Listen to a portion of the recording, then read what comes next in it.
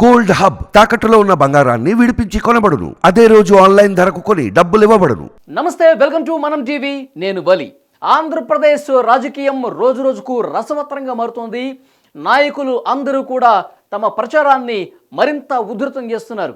ముఖ్యమంత్రి వైఎస్ జగన్మోహన్ రెడ్డి గారు, జనసేన అధినేత పవన్ కళ్యాణ్, టీడీపీ అధ్యక్షులు నారా చంద్రబాబు నాయుడు, లోకేష్, అలాగే షర్మిల, సునీత, బీజేపీ నాయకులు వీళ్ళందరూ కూడా తమ ప్రచారాన్ని హోరెత్తిస్తూ ఉన్నారు. ఎందుకంటే ఎన్నికల సమయం దగ్గర పడుతుంది. మే 13 పోలింగ్ సమయం దగ్గర పడుతున్న నేపథ్యంలో అందరూ కూడా ప్రచారం ఉధృతం చేస్తున్నారు.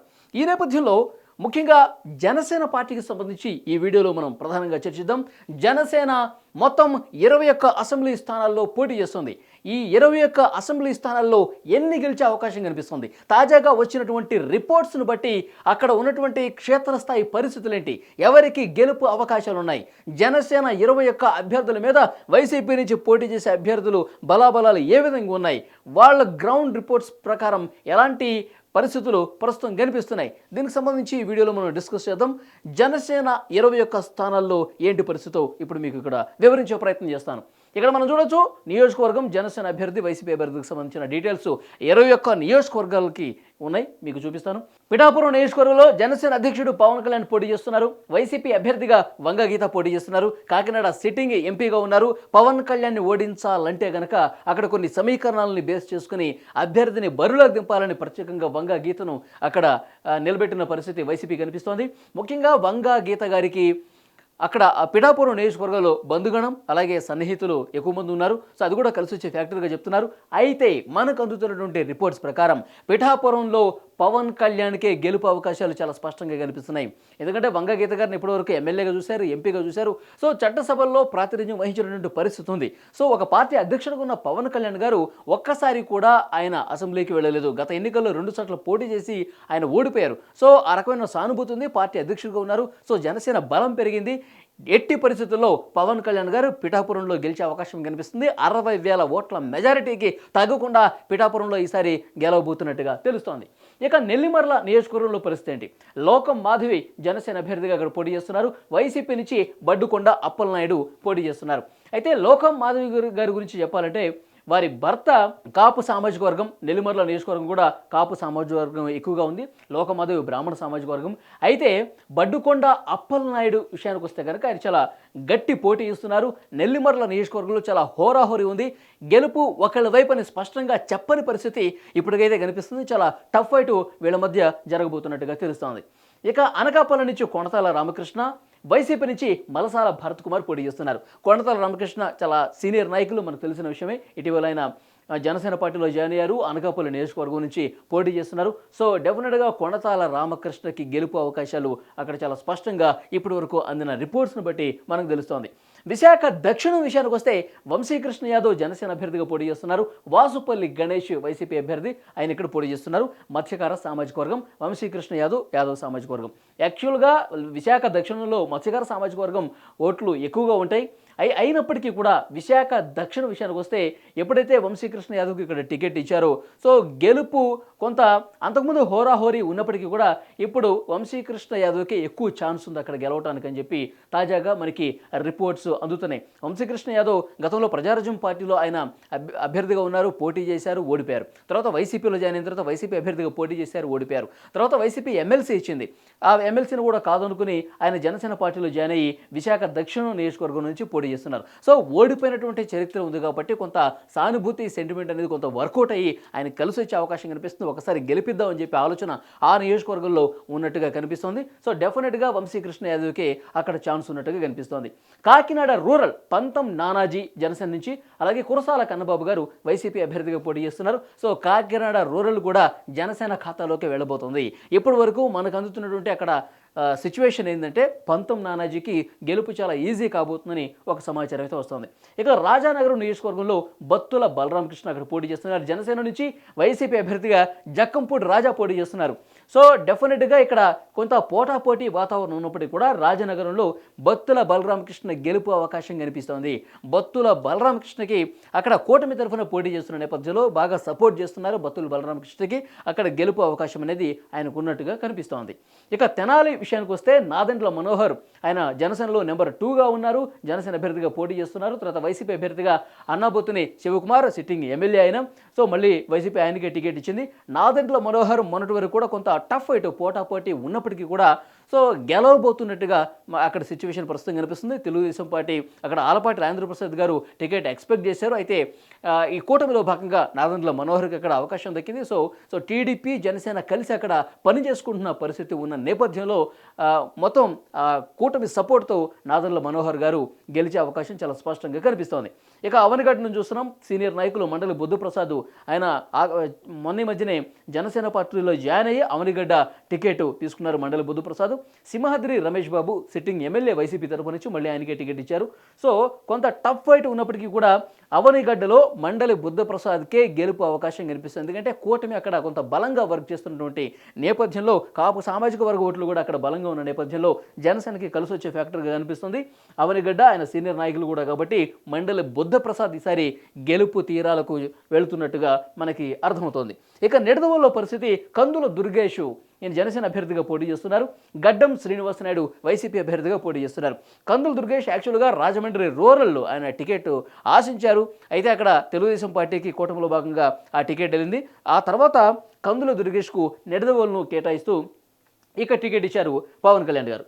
సో కందుల దుర్గేష్కు అక్కడ ముందుగా గడ్డం శ్రీనివాసనాయుడుతో కొంత పోటాపోటీ వాతావరణం అనేది కనిపించింది. కందుల దుర్గేష్కి అంత ఈజీ కాదు, అంటే నియోజకవర్గం మారాడు కాబట్టి అని చెప్పి పెద్ద ఎత్తున చర్చ జరిగింది. అయినప్పటికీ కూడా తాజాగా అందుతున్న రిపోర్ట్స్ ప్రకారం కందుల దుర్గేష్ అక్కడ గెలవబోతున్నారు. నియోజకవర్గం మారినప్పటికీ సరే కూటమిలో భాగంగా ఆయన టికెట్ ఉంది కాబట్టి డెఫినెట్గా అన్ని వర్గాల సపోర్ట్ ఉంది.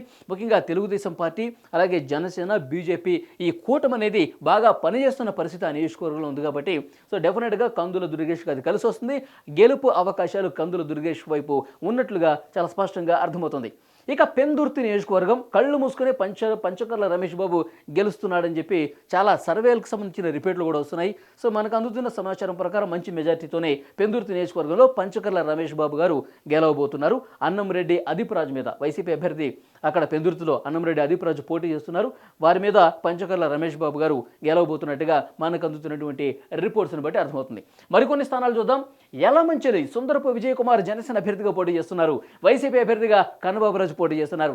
సో డెఫినెట్గా సుందరపు విజయ్ కుమార్ గత కొన్నాళ్ళుగా ఆయన అక్కడ పని చేసుకుంటూ వెళ్తున్నారు. జనసేన అభ్యర్థిగా టికెట్ రాకముందు నుంచే టికెట్ మనకే వస్తుందని ధీమాతో వాళ్ళు పనిచేసుకుంటున్న పరిస్థితి కనిపిస్తుంది. జనసేనకు చాలా బలమైన నియోజకవర్గాల్లో యలమంచిలి కూడా ఒకటి. సో సుందరపు విజయ్ కుమార్ గారు కన్నబాబురాజు గారి మీద గెలవబోతున్నట్టుగా రిపోర్ట్స్ కూడా చెప్తున్నాయి. సో పి గన్నవరంలో పరిస్థితి గిడ్డి సత్యనారాయణ ఆఖరి నిమిషంలో జనసేన అభ్యర్థిగా ఆయనకి టికెట్ కేటాయించిన పరిస్థితి. వైసీపీ అభ్యర్థిగా విప్పర్తి వేణుగోపాల్ వైసీపీ అభ్యర్థిగా పి గన్నవరంలో పోటీ చేస్తున్నారు. ఎస్సీ నియోజకవర్గం. యాక్చువల్గా గిడ్డి సత్యనారాయణ గారికి ఇవ్వకముందు అది తెలుగుదేశం స్థానం. మహాసేన రాజేష్కి అక్కడ పి గన్నవరంలో టికెట్ కేటాయించారు. ఆ తర్వాత కొంతమంది ఆందోళనలు చేయటం, మహాసేన రాజేష్కి ఏ విధంగా టికెట్ ఇస్తారని చెప్పి ఆందోళన చేస్తే నేను పోటీ చేయను రా బాబు, నేను పోటీ నుంచి తప్పుకుంటాను, చంద్రబాబు గారు ఏదో ఒక మంచి అవకాశం ఇస్తారని చెప్పి ఆయన పోటీ నుంచి తప్పుకున్నారు. ఆ తర్వాత జనసేనకి తీసుకుంది ఆ టికెట్. సో గిడ్డి సత్యనారాయణకి అక్కడ కేటాయించిన పరిస్థితి. సో గిడ్డి సత్యనారాయణకి పి గన్నవరంలో పరిస్థితి అంటే ఆయనకంత అనుకూలంగా లేదు. పి గన్నవరంలో కొంత వ్యతిరేక పవనాలు జనసేనకు వీస్తున్నటువంటి పరిస్థితి కనిపిస్తుంది. సో విప్పర్తి వేణుగోపాల్కే అక్కడ కొంత ఛాన్స్ ఎక్కువ ఉన్నట్టుగా కనిపిస్తోంది. రాజోల్ నియోజకవర్గంలో దేవ వరప్రసాద్ గారు రిటైర్డ్ ఐఏఎస్, ఆయనకి టికెట్ ఇచ్చింది జనసేన పార్టీ రాజోల్లో. రాజోలు గతంలో కూడా జనసేన గెలిచిన స్థానం. జనసేన 2019లో ఒకే స్థానం గెలిచింది. రాజోలు ఆయన మళ్ళీ వైసీపీలోకి వెళ్ళిపోయిన విషయం కూడా తెలిసిందే. రాపాక వరప్రసాద్ ఆయన వైసీపీకి వెళ్ళిపోయారు ఆ తర్వాత కాలంలో.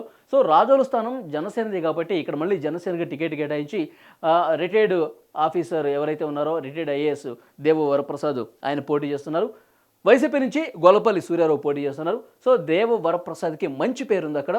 సో ఆయన గెలుపు చాలా ఈజీ కాబోతుందని చెప్పి సర్వేలకు సంబంధించిన చాలా రిపోర్ట్స్ కూడా బయటపడిన పరిస్థితి ఉంది. సో తాడేపల్లిగూడెంలో బొలిశెట్టి శ్రీనివాస్ జనసేన నుంచి పోటీ చేస్తున్నారు. వైసీపీ అభ్యర్థిగా కోట్టు సత్యనారాయణ పోటీ చేస్తున్నారు. సో డెఫినెట్గా బొలిశెట్టి శ్రీనివాస్ ఇక్కడ గెలవబోతున్నట్టుగా రిపోర్ట్స్ చెప్తున్నాయి. ఇప్పటి వరకు మనకి అందుతున్న సమాచారం ప్రకారం ఇప్పటికిప్పుడు పోలింగ్ జరిగితే కనుక బొలిశెట్టి శ్రీనివాస్ చాలా సునాయాసంగా గెలిచే అవకాశం కనిపిస్తోంది. ఇక భీమవరంలో పరిస్థితి ఏంది? జనసేన నుంచి పులపర్తి ఆంజనేయులు పోటీ చేస్తున్నారు. గ్రంథి శ్రీనివాస్ వైసీపీ అభ్యర్థిగా పోటీ చేస్తున్నారు. సో పులపర్తి ఆంజనేయులకే గెలుపు అవకాశాలు చాలా స్పష్టంగా భీమవరం నియోజకవర్గంలో కనిపిస్తున్నాయి. గ్రంథి శ్రీనివాస్ వెనకబడిపోయారు. పులపర్తి ఆంజనేయులు ఆయన డెఫినెట్గా ఆయన తెలుగుదేశం పార్టీకి సంబంధించి గతంలో ఉన్నారు. ఆ తర్వాత జనసేనలో జాయిన్ అయ్యారు. పులపర్తి ఆంజనేయులకి గెలుపు అవకాశాలు ఉన్నాయి. ఇక నరసాపురం నియోజకవర్గంలో జనసేన నుంచి బొమ్మిడి నాయకర్ పోటీ పడుతున్నారు. వరప్రసాదరాజు వైసీపీ అభ్యర్థిగా ఉన్నారు. సో బొమ్మిడి నాయకర్ మత్స్యకార సామాజిక వర్గం, నరసాపురంలో మత్స్యకార సామాజిక వర్గం చాలా పెద్ద ఎత్తున ఉన్నారు. సో ఆ ఓట్ బ్యాంక్ అనేది బాగా కలిసి వచ్చే అవకాశం కనిపిస్తుంది. నరసాపురం నియోజకవర్గంలో బొమ్మిడి నాయకర్ గెలుపు చాలా ఈజీ కాబోతుందని తెలుస్తోంది. ఇక ఉంగుటూరులో పరిస్థితి ఏంటంటే కొంత టఫ్ ఫైట్గా మనకు అందుతున్నటువంటి సమాచారం. పచ్చమట్ల ధర్మరాజు జనసేన అభ్యర్థిగా పోటీ పడుతున్నారు. తర్వాత పుప్పాల శ్రీనివాసరాజు వైసీపీ అభ్యర్థిగా పోటీ చేస్తున్నారు. సో ఇక్కడ చాలా టఫ్ ఉంది, హోరాహోరీ ఉంది. గెలిచే స్థానం జనసేన పార్టీదే అని అనుకున్నప్పటికీ కూడా సో రోజు రోజుకు అక్కడ వైసీపీ అభ్యర్థి వైపు గెలుపు పవనాలు అనేవి వీస్తున్నటువంటి పరిస్థితి కనిపిస్తుంది. సో పచ్చమట్ల ధర్మరాజు కొంత హోరాహోరీ టఫ్ ఫైట్. ఇప్పుడు పచ్చమట్ల ధర్మరాజు గారు ఓడిపోతారు అని మనం చెప్పట్లేదు, కానీ కొంత ఎదురెదుతున్న పరిస్థితి కనిపిస్తుంది. చాలా టఫ్ ఫైట్, హోరాహోరీగా ఎవరికైనా విజయం దొరికే అవకాశం ఉన్నట్టుగా ఉంగుటూరు నియోజకవర్గంలో పరిస్థితి. ఇక పాలకొండల పరిస్థితి అంటే నిమ్మక జయకృష్ణ ఇది కూడా చివరి నిమిషంలో టికెట్లు ప్రకటించిన పరిస్థితి. నిమ్మక జయకృష్ణ జనసేన పార్టీలో జాయిన్ అయిన తర్వాత చివరి నిమిషంలో ఆయనకి టికెట్ ఇచ్చారు. నిమ్మక జయకృష్ణ విశ్వేశ్వరయ్య కళావతి వైసీపీ తరఫున పోటీ చేస్తున్నారు. సో ఇది కూడా పాలకొండ నియోజకవర్గం కూడా జనసేన ఖాతాలో పడదా అని చెప్పి పెద్ద ఎత్తున చర్చ జరుగుతున్న పరిస్థితుల్లో కొన్ని సర్వే రిపోర్ట్స్ చెప్తున్నాయి. చాలా నెగిటివ్ రిపోర్ట్స్ వచ్చాయి. పాలకొండలో నిమ్మక జయకృష్ణ ఓటమి బాట పట్టక తప్పదు అని సమాచారం అయితే వస్తుంది. ఇక పోలవరం కూడా చిర్రి బాలరాజు జనసేన నుంచి పోటీ చేస్తున్నారు. తెల్లం రాజలక్ష్మి అక్కడ వైసీపీ నుంచి పోటీ చేస్తున్నారు. తెల్లం రాజలక్ష్మి వైపే కొంత సానుకూల పవనాలు వీస్తున్నాయి. తెల్లం రాజలక్ష్మికే కొంత అక్కడ మెజార్టీ ప్రజలు అనుకూలంగా ఉన్నట్టుగా కనిపిస్తోంది. సో చిర్రి బాలరాజుకు అక్కడ ఓటమి తప్పదు అన్న సమాచారం మనకు కనిపిస్తుంది. ఇక తిరుపతి నుంచి ఆర్ఎన్ శ్రీనివాసులు జనసేన నుంచి పోటీ చేస్తున్నారు. భూమన అభినయ్ రెడ్డి వైసీపీ అభ్యర్థిగా పోటీ చేస్తున్నారు. సో తిరుపతి నియోజకవర్గం కూడా ముందుగా ఆర్ఎన్ శ్రీనివాసులు వేరే పార్టీ నుంచి వచ్చిన వాళ్ళని ఈ జనసేన పార్టీలో జాయిన్ చేయించుకొని టికెట్ ఇస్తే కనుక అప్పటి వరకు జనసేన క్యాడర్ ఎవరైతే పనిచేసుకుంటూ పోతున్నారో వాళ్ళని కనీసం పట్టించుకోవట్లేదని చెప్పి కొంత ఆందోళన చేసిన పరిస్థితి ఉంది ఆర్ఎన్ శ్రీనివాసుల మీద.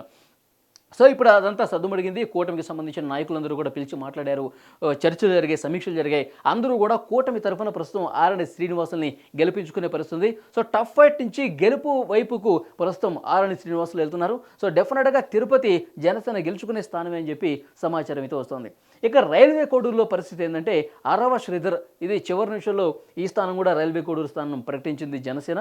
అక్కడ యాక్చువల్గా ఇంతకుముందు వేరే అభ్యర్థికి టికెట్ ఇచ్చినప్పటికీ కూడా కొన్ని సమీకరణాల నేపథ్యంలో రైల్వే కోడూరు అరవ శ్రీధర్కు మళ్ళీ టికెట్ మార్చి అరవ శ్రీధర్కి ఇచ్చిన పరిస్థితి ఉంది. సో కె శ్రీనివాసులు వైసీపీ అభ్యర్థిగా అక్కడ పోటీ చేస్తున్నారు. సో రైల్వే కోడూరు కూడా ఎదురీదే పరిస్థితే ఉంది. అరవ శ్రీధరు ఓటమి బాట పట్టక తప్పదు అన్న సమాచారం ఇక్కడ కనిపిస్తుంది. కె శ్రీనివాసుల వైపు కొంత ప్రజలు మొగ్గు ఎక్కువగా ఉన్నట్టుగా కనిపిస్తుంది. వైసీపీ గెలిచే అవకాశం ఇక్కడ కోడూరు నియోజకవర్గంలో మనకు కనిపిస్తుంది. సో ఓవరాల్గా ఒకసారి మీకు మొత్తం ఏ నియోజకవర్గాల్లో అభ్యర్థులు జనసేన వైపు గెలిచే అవకాశం ఉంది, ఏ స్థానాల్లో కొంత హోరాహోరీ ఉంది, ఏ స్థానాల్లో ఓటమి బాట పట్టే అవకాశం ఉందో ఒకసారి మీకు క్లియర్గా మళ్ళీ చెప్పే ప్రయత్నం చేస్తుంది. చూడండి, పిఠాపురంలో పవన్ కళ్యాణ్ గెలుస్తున్నారు. నెల్లిమర్లలో లోకమాధవి హోరాహోరీ ఉంది. ఇప్పటి వరకు పోలింగ్ జరిగితే కనుక ఎటువైపు ఉండే అవకాశం ఉందో గెలుపు అనేది చెప్పలేని పరిస్థితి. కొంత హోరాహోరీ కనిపిస్తోంది నెల్లిమర్ల నియోజకవర్గంలో. అనకాపల్లి కొండతాల రామకృష్ణ గెలవబోతున్నారు. విశాఖ దక్షిణ వంశీకృష్ణ యాదవ్ గెలవబోతున్నారు. కాకినాడ రూరల్ పంతం నానాజీ గెలవబోతున్నారు. తర్వాత రాజానగరం బొత్తుల బలరామకృష్ణ గెలవబోతున్నారు. తెనాలి నాదండ్ల మనోహర్ మొన్నటి వరకు కొంత హోరాహోరీ ఉన్నప్పుడు కూడా ఇప్పుడు అందరూ కలిసి పనిచేయడం వల్ల నాదండ్ల మనోహర్ గారు గెలిచే అవకాశం ఉన్నట్టు కనిపిస్తోంది. నాదండ్ల మనోహర్ గెలుస్తున్నారు. అవనిగడ్డ మండలి బుద్ధప్రసాద్ గెలుపు అవకాశం ఎక్కువగా ఉంది. నిడదవోలు కందులు దుర్గేష్ గెలవబోతున్నారు. తర్వాత పెందుర్తి పంచకర్ల రమేష్ బాబు గెలవబోతున్నారు. ఇక యలమంచిలి సుందరపు విజయకుమార్ గెలవబోతున్నారు. పి గన్నవరం గిడ్డి సత్యనారాయణ ఇక్కడ కొంత ఓటమి వైపు పయనిస్తున్నట్టుగా కనిపిస్తోంది. రాజోలు దేవ వరప్రసాద్ గెలవబోతున్నారు. తాడేపల్లిగూడెం బొలిశెట్టి శ్రీనివాస్ గెలవబోతున్నారు. భీమవరం పులపర్తి ఆంజనేయులు గెలవబోతున్నారు. తర్వాత నరసాపురం బొమ్మిడి నాయకర్ గెలుస్తున్నారు. ఉంగుటూరు పచ్చమట్ల ధర్మరాజు కొంత హోరాహోరీ ఉంది ఉంగుటూరులో కొంత పోటాపోటీ పరిస్థితి ఉంది. తర్వాత పాలకొండ నిమ్మక జయకృష్ణ ఓటమి తప్పదు అన్న సంకేతం వినిపిస్తోంది. పోలవరం చిర్రి బాలరాజు ఇక్కడ కూడా ఓటమి తప్పదన్న పేరే వినిపిస్తోంది. తిరుపతి ఆరణి శ్రీనివాసులు గట్టెక్కబోతున్నారు. ఎట్లాగైనా సరే తిరుపతి నియోజకవర్గంలో జనసేన ఖాతాలో ఈ తిరుపతి ఉండే అవకాశం ఉన్నట్టుగా సమాచారం ఇప్పటివరకు వస్తుంది. ఆరణి శ్రీనివాసులకు గెలిచే అవకాశం కనిపిస్తోంది. ఇక రైల్వే కోడూరు అరవ శ్రీధర్ ఇతను కూడా ఓటమి తప్పదు అన్న సమాచారం ఇప్పటివరకు అయితే కనిపిస్తుంది. సో మొత్తం మీద చూసుకుంటే కనుక జనసేన ఈసారి 15 చోట్ల గెలిచే అవకాశం చాలా స్పష్టంగా కనిపిస్తుంది. జనసేన పోటీ చేసే 21 స్థానాల్లో 15 స్థానాలు గెలుపొందబోతోంది. పోటాపోటీ 2 స్థానాలు ఇంతకుముందు మనం మాట్లాడుకున్నట్టు నెల్లిమర్ల పోటాపోటీ ఉంది. తర్వాత ఉంగుటూరు పచ్చమట్ల ధర్మరాజు అక్కడ కొంత హోరాహోరీ పరిస్థితి ఆ 2 నియోజకవర్గాల్లో ఉంది. ఇక ఓటమి మనం అనుకున్నట్టు 4 స్థానాల్లో ఏది పి గన్నవరం కావచ్చు, పోలవరం కావచ్చు, పాలకొండ కావచ్చు, రైల్వే కోడూరు ఈ 4 స్థానాల్లో ఓటమి అంచున జనసేన పార్టీ ఉన్నట్టుగా కనిపిస్తోంది. సో మిగతా 15 స్థానాలు ఏవైతే ఉన్నాయో అవన్నీ చాలా స్పష్టంగా గెలుపు అవకాశాలు ఉన్నట్టు కనిపిస్తుంది.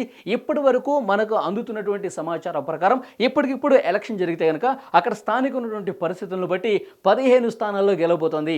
ఈసారి పవన్ కళ్యాణ్ గారు 15 మంది సైన్యంతో అసెంబ్లీలోకి ఎంటర్ కాబోతున్నట్టుగా స్పష్టంగా తెలుస్తోంది. 15 మంది సైన్యానికి తగ్గకుండా ఆయన ఈసారి అసెంబ్లీలోకి వెళ్లే అవకాశం చాలా స్పష్టంగా కనిపిస్తుంది. 2019 ఎన్నికల్లో 2 చోట్ల పోటీ చేసి ఓడిపోయారు. కేవలం జనసేన ఒక స్థానం మాత్రమే గెలిచింది, రాజోలు నియోజకవర్గం. ఆ రాజోలు ఎమ్మెల్యే కూడా తర్వాత వైసీపీతో ఉన్న పరిస్థితి కనిపిస్తోంది. వరప్రసాద్ గారు తర్వాత వైసీపీలోకి వెళ్ళిన తర్వాత జనసేన స్థానాలు 0 అయిపోయాయి. సో ఇప్పుడు 2024లో ఈ ఎన్నికల్లో 15 స్థానాలకు తగ్గకుండా పవన్ కళ్యాణ్ గారు 15 మంది సైన్యంతో అసెంబ్లీలోకి ఎంటర్ కాబోతున్నట్టుగా మనకి ఇప్పటి వరకు అందుతున్నటువంటి సమాచారం ప్రకారం ఈ క్షణం ఎన్నికలు జరిగితే గనక పరిస్థితి ఇదే విధంగా ఉండే అవకాశం చాలా స్పష్టంగా కనిపిస్తోంది.